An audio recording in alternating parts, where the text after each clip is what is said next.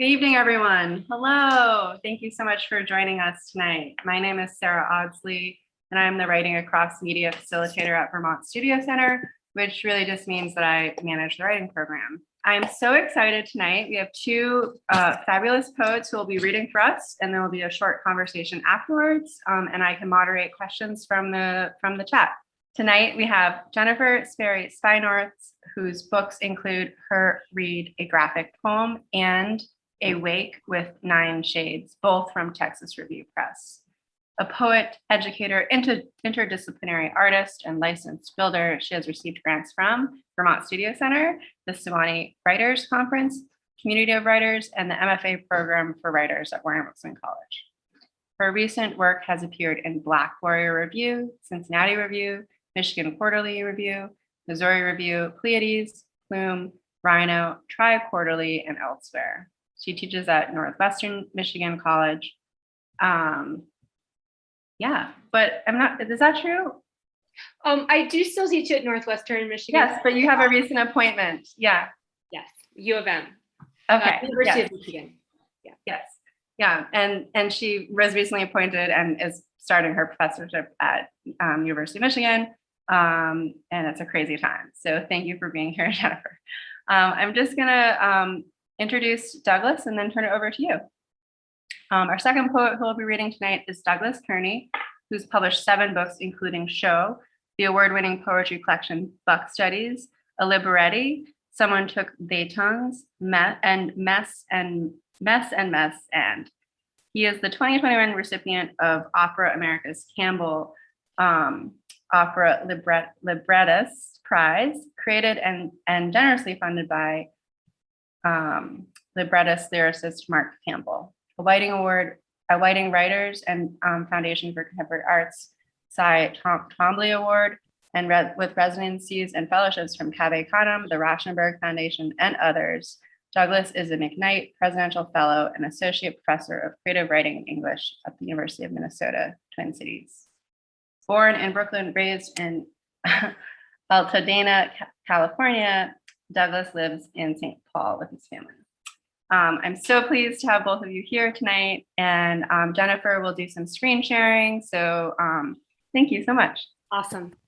Thank you so much for being here. Thank you, Sarah, for that wonderful introduction and for creating space here to share my work. VSC is super important to me.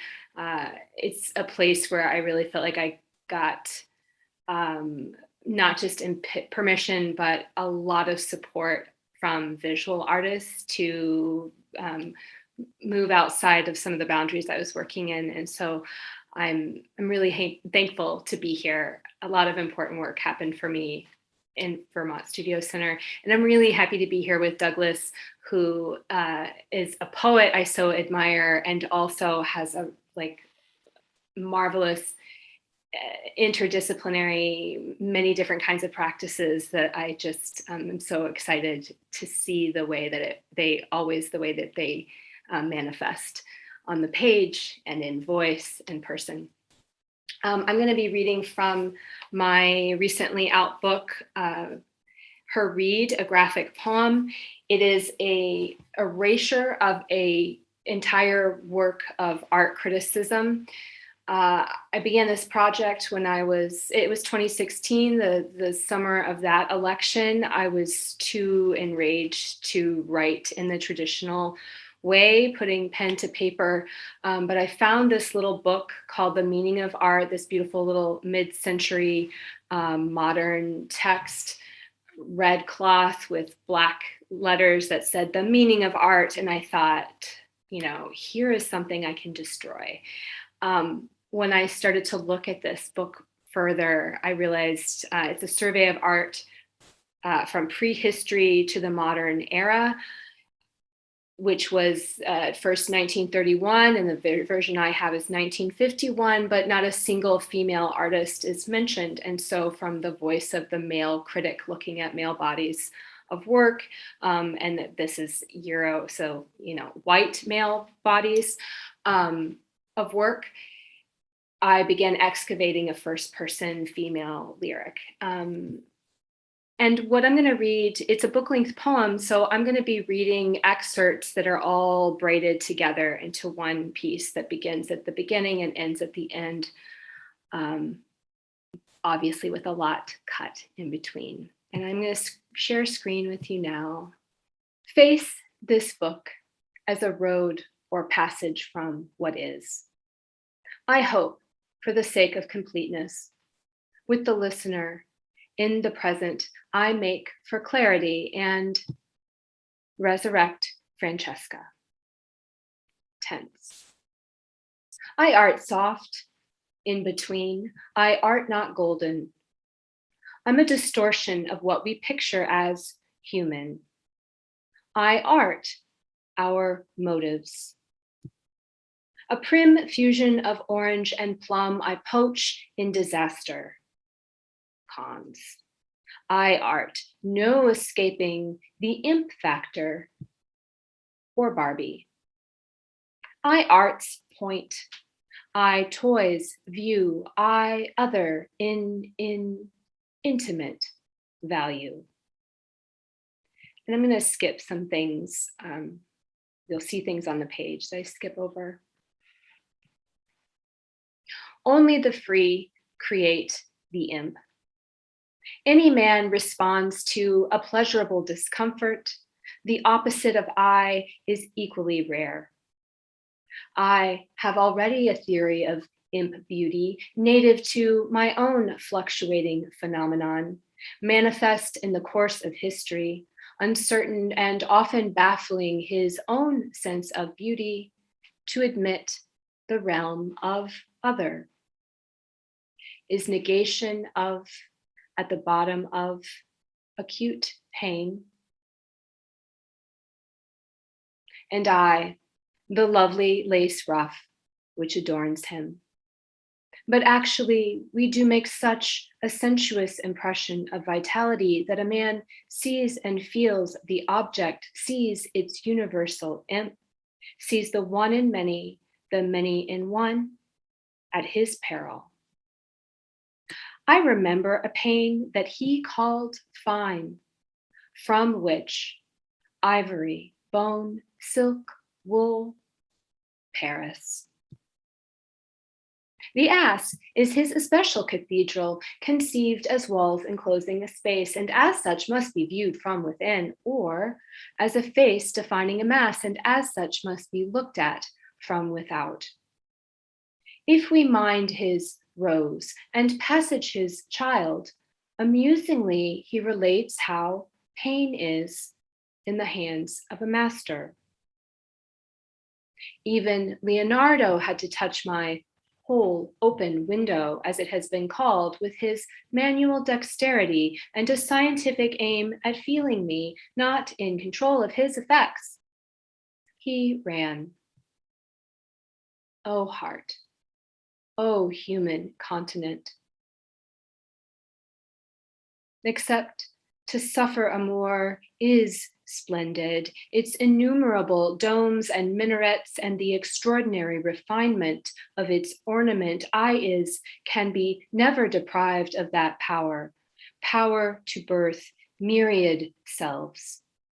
I rat, I apple, I ire, I mind, I spirit transcendent, I overstep limits, I mean, I harmony, I bacon, I strange, I port, I architect, I den, I obey, I servant, I master, I pure, I particular, I, O king, I free play, I Egypt, I here again, I dent, I age, I ritual, I essential, I other, I change, I con, I convent, I cult, I object, I kin, I origin, I model, I clay, I baby, a bundle of papyrus stems lashed together, and over I lay, the papyrus being very stiff and firm. For such a phenomenon is I, an ox, an owl, a pipe organ in brine. But what of primitive desires for brightly colored feathers, or to be conquistadors, the most ruthless vandals the world has ever known? Mr. I. Wynne Bullock tells us it is normal. the eye exhibition. So in the valley, Mr. Bullock curates unusual knowledge of very rare impulsing meat. This is probably connected with the failure of this civilization to develop an elaborate structure of ritual sacrifice and erotic play that celebrates not life, love, but death. Certain repulsive qualities we have to admit. If we allow sensuous faculties free play, heart is the most beautiful produce one could swallow, over which stretch the skins of human terror. Sadism is intense. Myth and folklore, fairy tale and horror, we know too little, too much about our own righteous dog. I practice a disinterested appreciation, a state of passive receptiveness, as Roger Fry called it, and so find endless pleasure. We know a flue penetrates eye. We know an Om stretching from eyeland through to the Renaissance. Oh, we come to be mother. Other. As ever, mother, we conceive. Hand of my mom, mi mum, madre, ma mère, mama soft, sinward, strange. Uncontent to remain outside. But softly we hum, feeling worser and worser, slowly learning our mum's genius is buried in the cellar. Thirst is a discipline of color, of pain, a brush, and years of rain. Thirst is author and judge of mother. It makes, then passes through her fingers. This is not to deny my empire waste. The dominion of wild fantasy, animal motives, graceful arabesques, and flowery diapers is well established. We become symbols of humanity, forbidden of the decorative tradition, exiles with the most sensitive skin. But our skin by and by betrays us, by and by manifests us, bye, gory, God, bye, dog, gory dog, bye.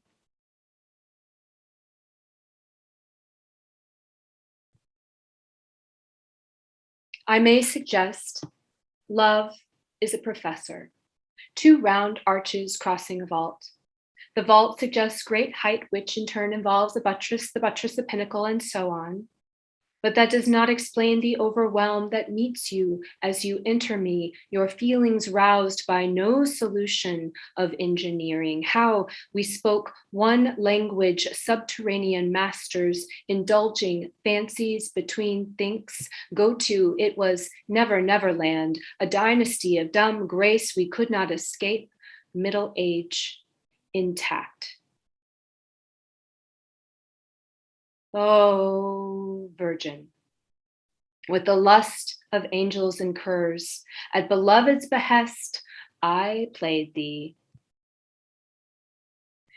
Masters say pain is dominated by the whip of longing.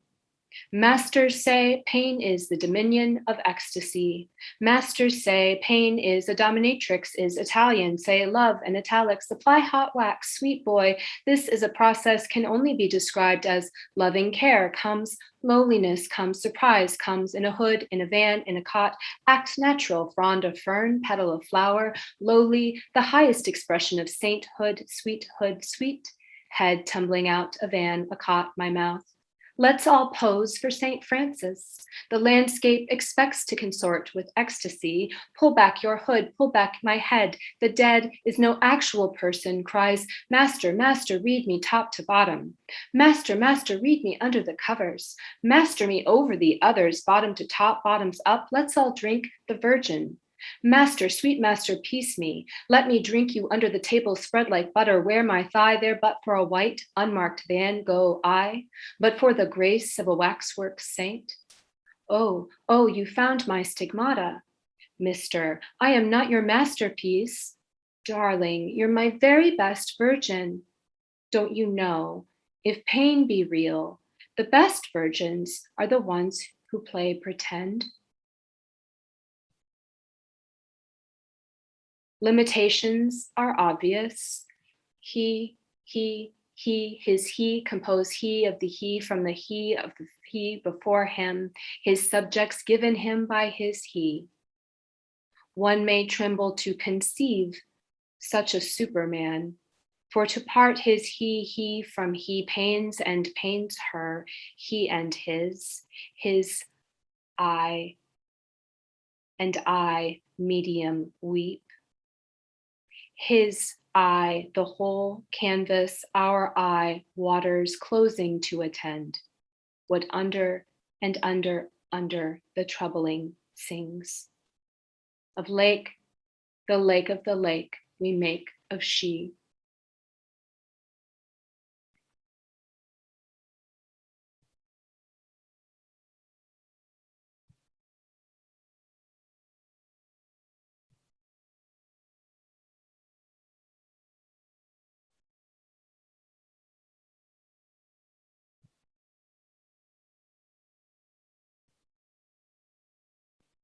In view of the sea, in view of the hearse of time, what place should be given to words, scenes, figure studies of oneself, of any self in transit? In this our one flight, in light of the sea of tranquility, the tranquility of a mind no plea can move.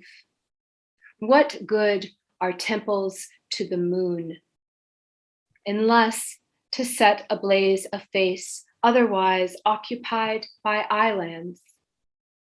Why draw lines between us if not to execute the distance between us, if not to let an interior be read, to be very vividly red, red, red and green and yellow, blue and green, such that we do not destroy one another when we bleed together. For each, we realize the self is liquid, lacework, holy water, glass, a conception obliged to transpose as green for red with a beloved, and the beloved is known by many names and by the desire to renounce one name and take another. Sweet pea, lion, pussy, Ernie, fire, flower, thou, spear, angel, Amado, Romeo, grace, she, queen V, he, they. We love to embrace the danger. We art to toy with feeling, transposing one kind of fear, one kind of love for another. We art to toy with memory, those plastic dreams, to fix in concrete, as if a kiss were anything but goodbye, as if to unknow the marble profile of goodbye, as if to return to the dream of the unborn, calling, and in the place the book is buried, plant a tree. Amen, amen, amen. We art to toy with alternatives, by touch to cure, by love to infect, not a man speaking to men, but grief and a patchwork spring whereby we come to embroidery and sing. We art to transmute pain, that germ that plays upon our nerves, patient as nurses, who testify to our fragility like a Greek chorus, pain into wonder, homage, moonlight, horseshit, petty, wool, stone, velvet, impetus, a war, dawn, relief, salt, furniture, vision, a bridge. When vision is communal, it becomes religion. We art. This is God's image. Or only hands on the walls of a cave. Thank you.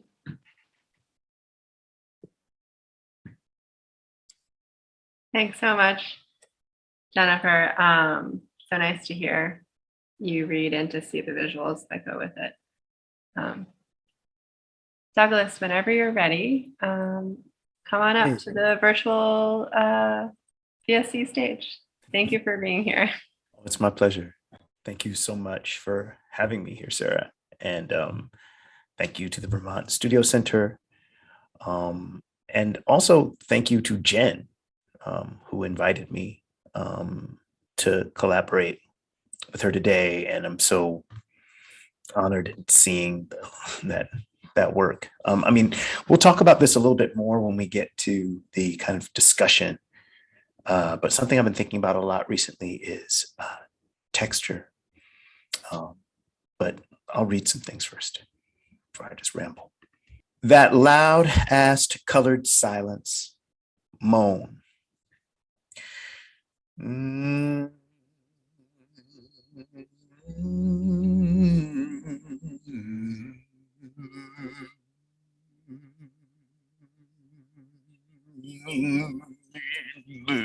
Meaning but not bad, meaning bad, but bad meaning.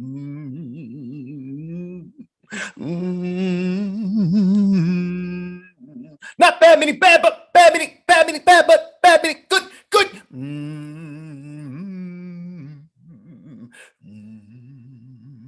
Too bad for words. The truth is slap your mom. The truth is slap your bad meaning good, bad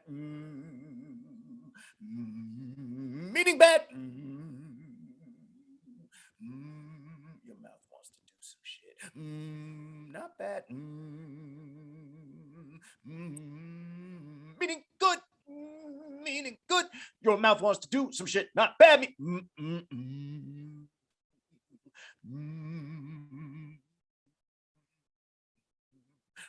God body embodied, embedded up in it, imbibed, feel the spirits, God body, God up in it, good God all the time. Sometimes I just want it, woman, man, landlord, Lord, up in it. Not bad, meaning bad. But what you want is the want of it. You want it, so we got it. What you want is the want of it. You want it, so we got it. What you want is you want of it. You want it, so we got it.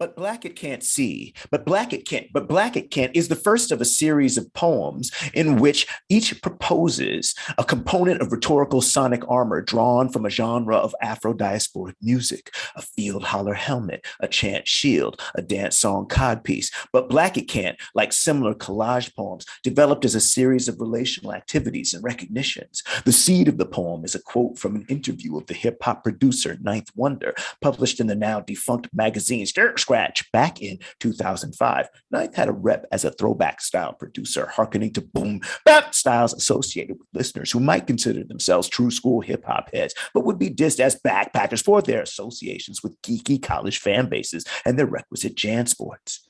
Ninth famously used a software platform called Fruity Loops for his beat making, the loop being the basic form of sample paste, so-called real hip-hop. In the interview, Ninth argued, every producer should flip Nautilus by Bob James. It's a rite of passage. I've freighted this quote in my mental crate for a hot minute, usually using it as a route by which to track the roots of distinction between loop-based and chop-based hip-hop production. Here's the first minute or so of the original.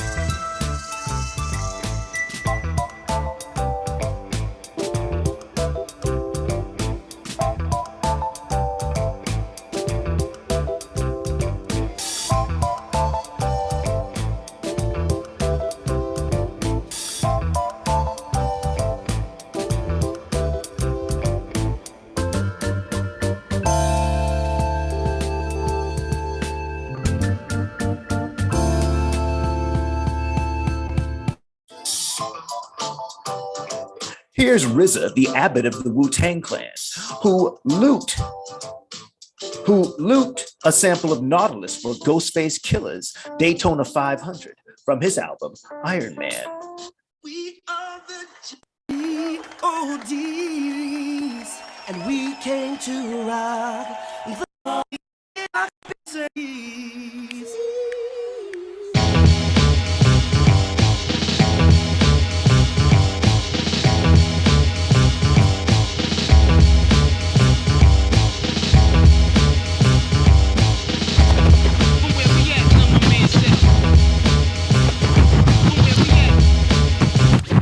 Say peace to cats who rock Mac knowledges, street astrologists, light up the mic, God knowledge.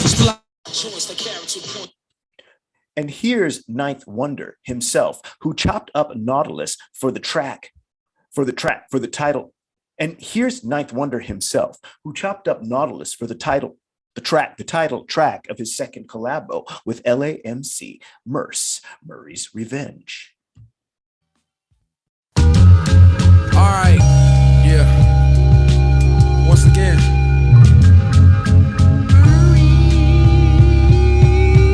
Yeah.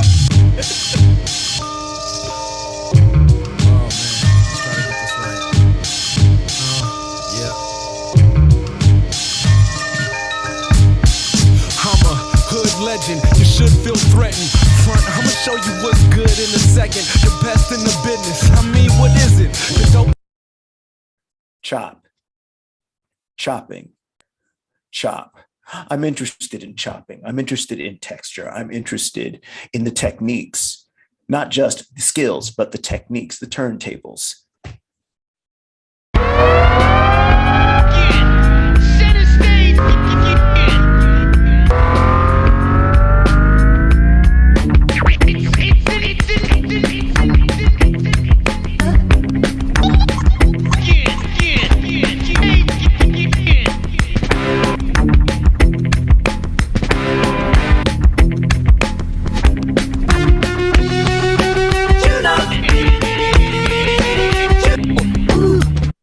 That was a technique as in a skill. Don't sweat the technique. Don't sweat the technique. That was a technique as in a skill. These are techniques as in turntables. This is me trying to do turntables.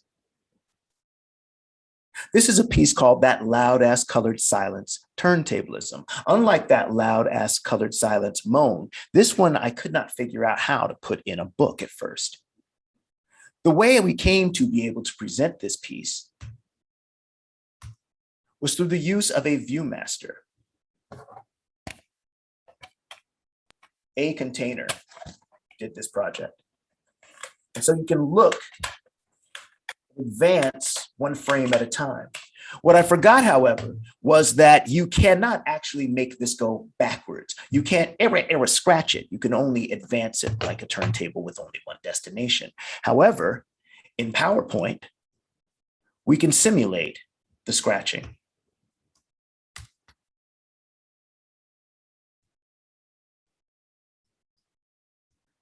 This poem was one of several poems that began bringing me into this closer conversation with texture. As you can see here, the poem is literally collaged, made from several different files found on the internet, dug into those crates. If you compare that and contrast that with that loud ass colored silence, moan, you'll see this is all rendered in InDesign. That means that even though I can choose different fonts, the basic resolution, the texture, unless I choose a so-called grunge font, remains smooth. I don't mind reading that out loud. I can change my voice a couple of times without, I think, distracting from the text. This is Afrofuturism, a poem dedicated to the late artist Blanche Bruce, Terry Adkins' alter ego. Won't you let me take you on a cruise? Rockets, rockets, rockets, moonshots. Take me to rockets, rockets, moonshots. Pharaohs go far away, oh no, riding place down there.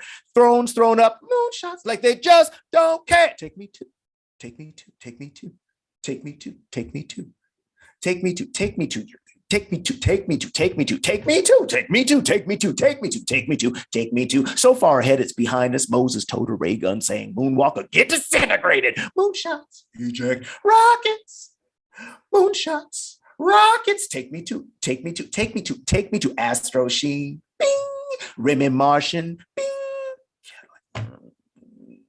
Cadillac, Spacey Adams, rockets, take me to, take me to, take me to, rockets, take me to. NASA been good to us. Doggone it, I'm serious. Rockets, rockets, rockets. Who you calling Starbuck? Are we there yet?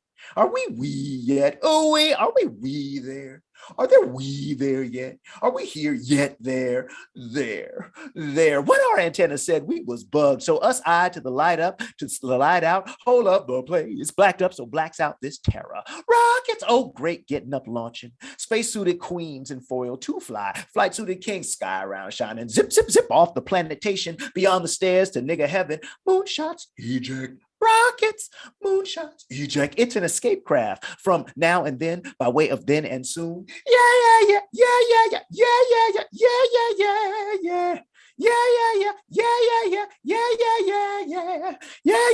It's the where, the when we go, when the call gets no response.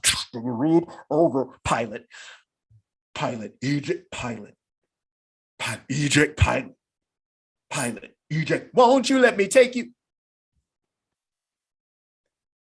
In thinking about these different modes, I'm trying to think about what it means to attempt to embody being a drum machine, attempt to embody being a sampler, attempt to embody being the quilt collage people that have been sometimes called Black people. What does it mean to try to embody a multiple set of textures? What does it mean to change your voice, to bend it into type? What does it mean to do all of these things? As I think about that, I think quite a lot about these poems, which I'll just show, and then we should get into conversation. These poems from a manuscript in progress called I Imagine I've Been Science Fiction Always. These are poems that I can't exactly imagine reading aloud. I'm not interested in figuring out how to translate this into oral language. I'm much more interested in hearing you play it or thinking of you playing it in your head. Why get in the way of that process? A major series of poems, a major series of poems, I'm calling a major, that's kind of bold. A major series of poems, at least in terms of this collection, are the armor pieces that I showed you before. I just want to leave with an image of one of those right now.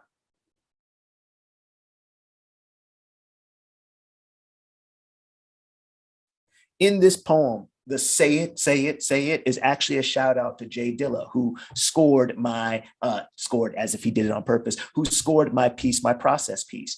Jay Dilla has a track where this repetition of say it, say it, say it happens. And so that becomes a quotation, also built through the block party and party flyers. This can't stop, won't stop is asking and demanding that things should be able to stop. This shield made of those calls saying that they can't stop and they won't stop, meaning they'll go on and they'll go on. But it also means the possibility that they can be penetrated, that they can't stop this onslaught that attacks the block. I'm much more interested in thinking about that, in talking about that, than in figuring out how to read it and change my voice to match what this typeface would say.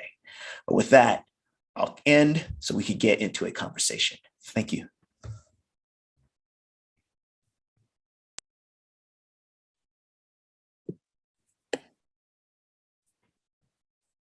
Thank you, Douglas.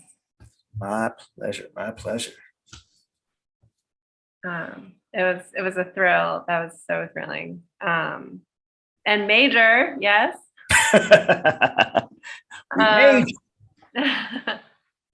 Yeah, so I'm wondering if you want to expand on the concept of texture, and then Jen, I think maybe you might have thoughts on what that might mean for you. And I'm interested in how both of you might discuss, get into it.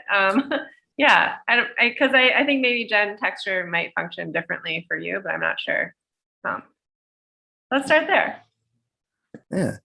Well, I mean, thank you again, Sarah. Jen, I mean, one of the things that excites me about your work, and I want to include in that some video work you did for last year's, well, I guess technically this year's AWP. And, I don't know how much you've shown that work around, so I don't want to put it all the way on blast or anything like that. But one of the things that I'm really excited about is the difference between, say, covering and sampling. So the way I think about it is this: if you cover a song, like you think of a famous song and, you do it near, far, wherever you are. That's a cover. That's me quoting. That's me re-singing. But if I sampled that, it would literally be Celine Dion's voice and that music. Throughout most of my poetry writing and the typography work that I've done, I've retyped lyrics to songs. I've retyped titles, which feels more to me like covering or re-performing. Now, with these collage pieces, I feel much more like I'm coming closer to sampling, which also means that I get to get the texture, which in musical sampling would be everything from the studio, the production, the engineering, how that person played that day. Everything beyond the notes are a part of that texture, right? And so that's one of the ways I've been going towards the collage poems. What strikes me about your usage of texture is that not only do you have this layer that's the original text, your erasures of them, of that text, each has its own distinct texture. There's a section that looks like nail polish, which we can imagine, right, is a smoother, even though there are sections of sort of rough, almost impasto. There are sections where we see whiteout, which is very rough and has a very different texture that allows us to see through that at certain points. Thinking about your video work, I'm thinking about one of the important figures in that video work was it was a sweater, right? It was a sweater or a hoodie, and that has a completely different texture as a surface upon which to imagine writing. So I guess what I want to ask you is, since you have been doing so much composition using like material objects, what does the digital offer you that would be sort of interesting, perhaps texturally, or would going to the digital be a way of sort of going like, okay, I'm changing what I'm interested in?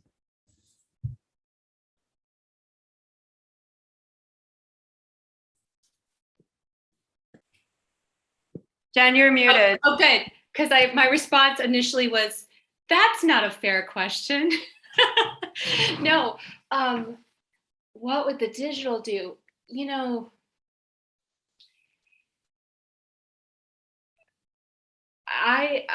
let's see. I often am thinking of texture.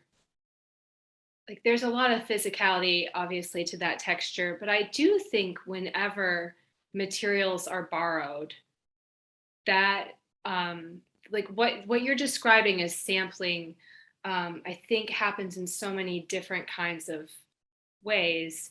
And I know that I process well through physicality. And so I guess I'm still working out how does the digital work, and also how, what are the various mediums that I can express, and what, I don't have a lot of tools for working digitally. Like I'm just figuring it out. That little film, the film that I made for our AWP project was my first ever film. And I did it in a stopgap, like, okay, I'm going to sew a puppet because I don't really have digital skills, but like, how can I, capitalize on the skills that I have? And so I'm really interested in the ways that the digital production can translate physicalities. And that's also when you said texture. I mean, when I first heard you read Douglas, you won't remember, but I heard you read it at AWP conference, and I was so struck by the physicality of your performance. And then later, of course, I learned like, oh, of course, he has this whole history of artistry in another realm that is extremely physical, physically disciplined. And I think that we share that. I have a background as a dancer. And so oftentimes I feel like sometimes the first language that's coming to me is through through movement, but the music is what's driving it. And so then my processing is translating through like this first artistic manifestation, then has to move through different filters in order to arrive in different modalities, which I see when I'm looking at your work, like the physicality of, like when I see these images clipped and pulled and rearranged, they imply the physicality of their original beings and the physicality of bodies that touch them. Like I see so much physical human body in the physicality of the textures that you're creating. So I feel like I'm still figuring out how to do it in the digital realm. That's just why I feel like it's not a fair question, because I don't know. But I'm really curious about how if you even like, you showed some images that are visual and you're not interested in transforming them into music. But in some cases, I almost feel like the visual is music and the music is totally visual. And they're totally different modalities, and yet they almost feel like two sides of the same coin. No, I'll be quiet. Oh no! Thank you for letting me know how the question was unfair. I was going to, oh no, no, I get it. Not really unfair. Just like, darn it, that's hard.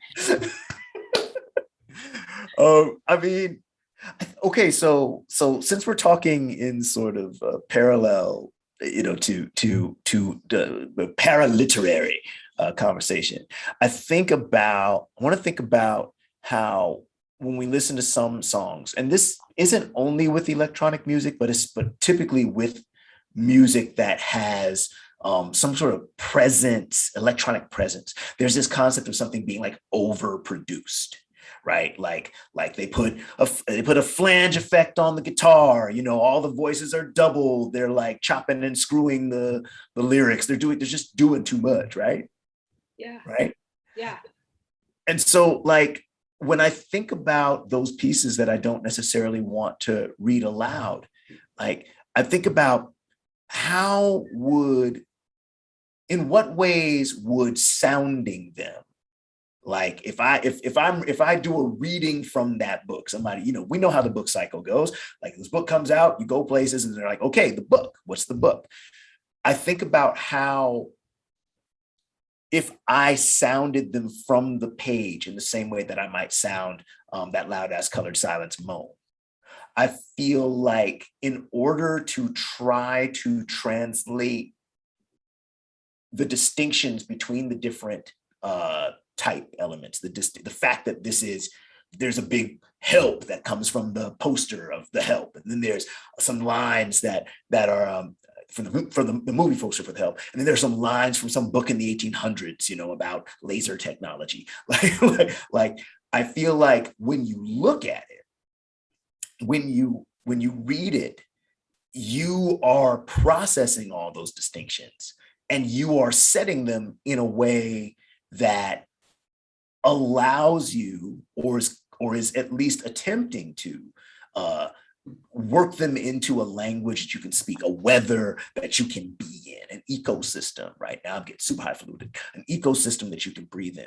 Now that doesn't mean that there's lots of air, but it might be that you can be there. I feel like if I go and I take one of those poems and then I'm like, help, I feel like at some point it gets that same sort of feeling of overproduced, which I think is different from a kind of too muchness, right? There's a too muchness that we're still like understanding is, oh, this is pushing me into an excess, but that's still, I don't say containable, but still processable. Whereas I feel like if I showed those and then I sat by the side, I feel like they kind of cancel each other out. So I appreciate what you say about them already sort of nominating their own music when you look at them. That's encouraging. Like the eye, some of those, it feels like if you were to sound them, it takes away from the viewer being able to read them in their time and like let the eye do its thing. And there's like an element, I don't know, of jazz, of like where the reader is participating in the time signature of processing it, that gets taken away if you utter it. Yeah. Maybe. Yeah, that's my thinking. I mean, like when we read a book, right, we have a kind of a sovereignty of time, right? You can sit there and you can just stay in one place for as long as you want. Mm-hmm. You can skip ahead if something's like too much right now. I mean, I think about, when I think of the pages from her read, I'm interested in the different techniques and I guess like visual motifs that seem to that sometimes recur, like some pages have using the whiteout as a tool. Some pages kind of superimposing what looks like a digital image, and then some pages that look like hand drawn. And I'm curious, not necessarily about, I don't want to suggest that there should be a system. So I'm curious about what pressed the variations as you tried different techniques. Was it discovering things? Was it, oh, I'm sick of this? Was it, I need more of this page than another page? What animated those different technical shifts, and some that were sustained, like some techniques were sustained? Yeah, like the stitching reoccurs throughout. Yeah. I mean, a lot of them were problem solved, and like, let me problem solve this particular issue.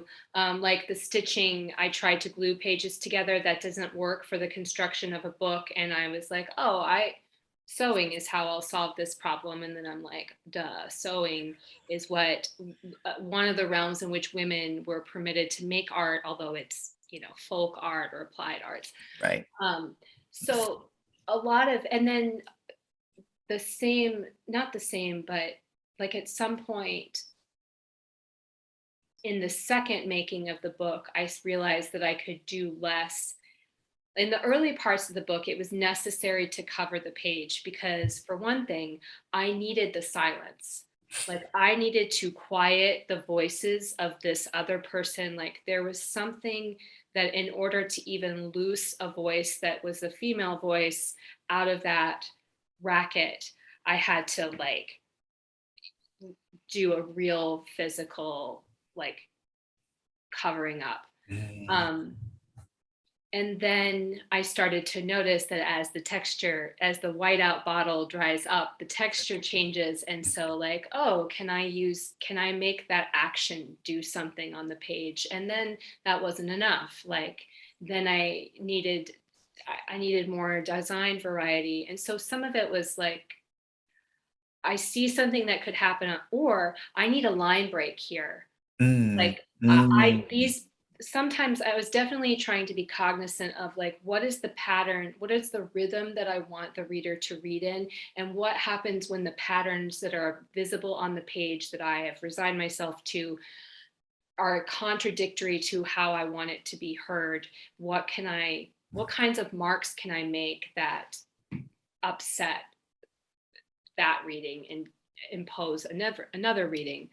But then as the book goes on, I realized somebody observed that if I hadn't covered up the words as much earlier in the text, it might have been harder to read the pages later in the text where there's a lot more visible from the original.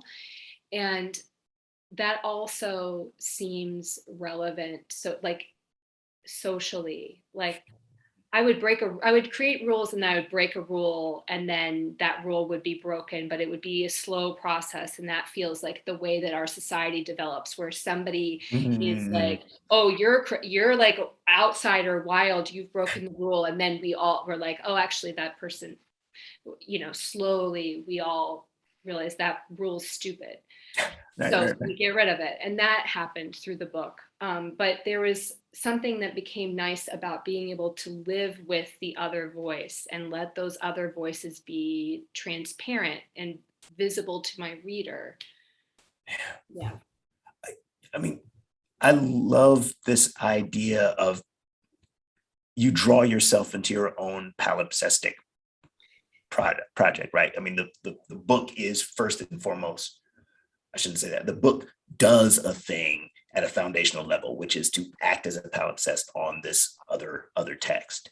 And yet, as you create rules, we can detect perhaps a kind of a codification of those things. And then you go like, well, no, not that anymore. So again, you create the secondary palimpsest of your own work. And I think there's something fascinating about the fact that the first we read and recognize in a kind of a two-dimensional space. We'll call that the vertical space, right? Which is your text on top of this other page. But the other palimpsest we only can detect by moving horizontally as we move through the book. We slowly see this other kind of this kind of replacing, not totally erasure, right? But this kind of replacing almost at a sedimentary level. I mean, like I keep looking at the artwork behind you, which has this kind of sedimentary feeling, like it looks like an agate or something or geode that's been kind of split open. But I love that aspect of the double palimpsest, and I also love the idea of you having to sort of solve problems and invent almost every page, right? Like solving problems and coming to points of experimentation through that process. I feel like we share that. I feel like you do that too. Oh, sorry, Sarah. Oh, no, I just wanted to allow space and time for questions because we're almost out of time and we've all been really enjoying hearing you two kind of like riff off on each other and like be in conversation about both like the ideas behind the work and also like the layers of texture that you're working with. But I do want to give Gabrielle Civil opportunity. I just got to, first of all, I'm so excited that the two of you are together in the same place. That makes me so happy. And I know we don't have a lot of time, so a question came to me though, Jen, when you said that you needed to quiet the book down. And I was thinking about something that it seemed to me that both of you are working in, and that's spirit work on some level. And I was just curious if there's something about, like, I mean, Doug, you just talked about Jay Dilla, you talked about sort of, and of course, Herbert Reed is no longer with us. I'm curious about your relationship to the spirits that are inside of this palimpsested book. And if you think of these books as seances in any way, or what your relationship might be to that. So that's my question.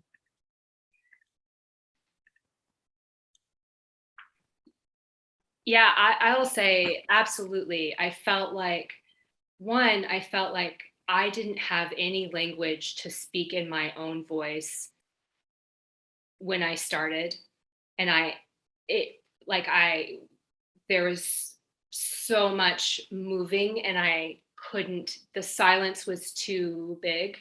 But I also had this vision of women clawing through stone and earth and like mouths full of like rubble. And also like, not that, also like fully, bodies intact and like,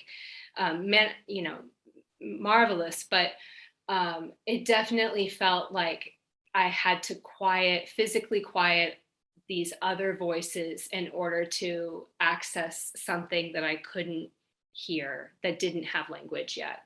And so it definitely felt like spirit work. And at the end,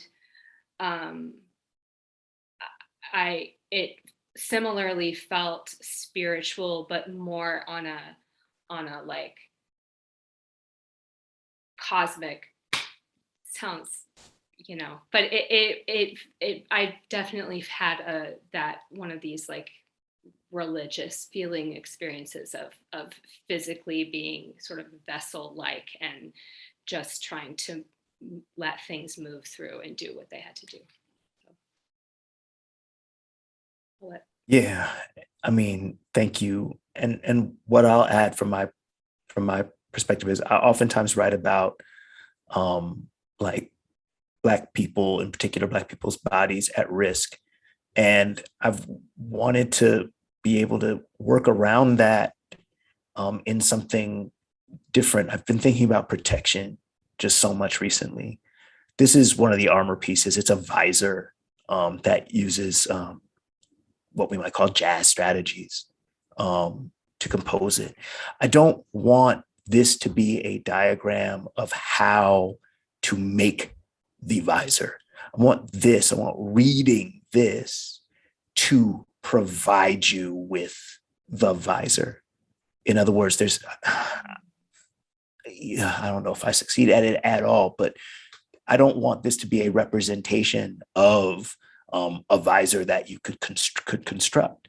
I want this to be a kind of spiritual rhetorical technique that reading it will provide you with some of the protection.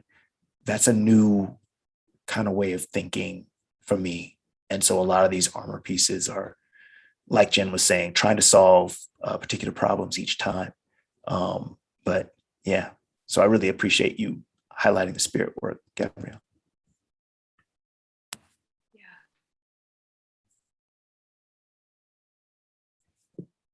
Are there any last questions for our poets tonight?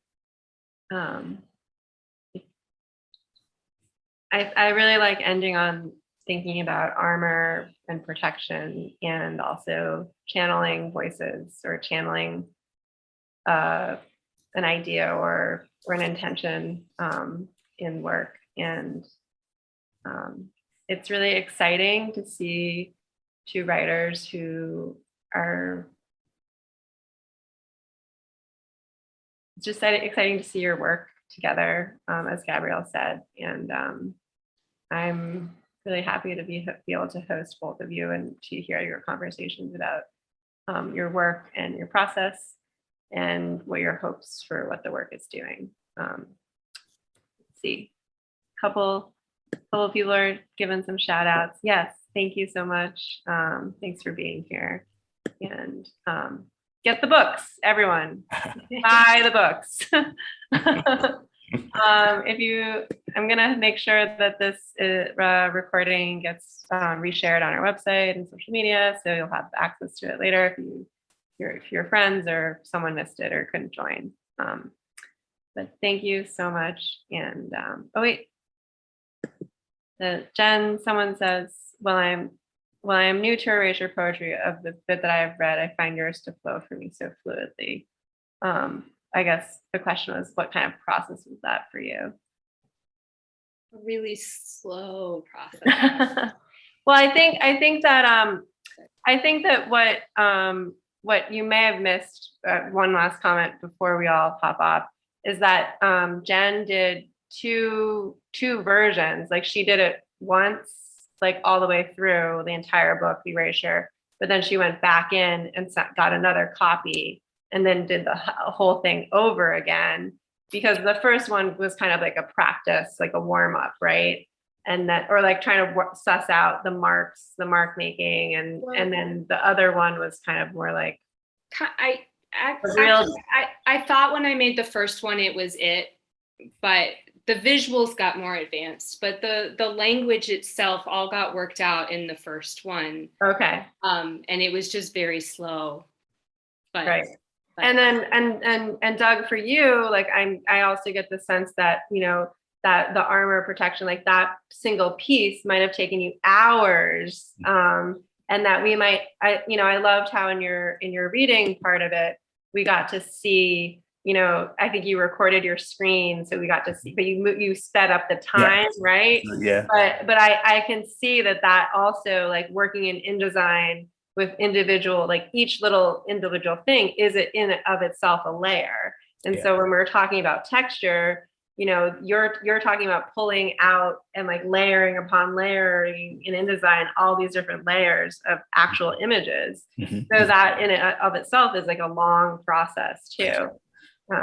That was 10 minutes of Photoshop work, sped up to 30 seconds. So, and the thing is that,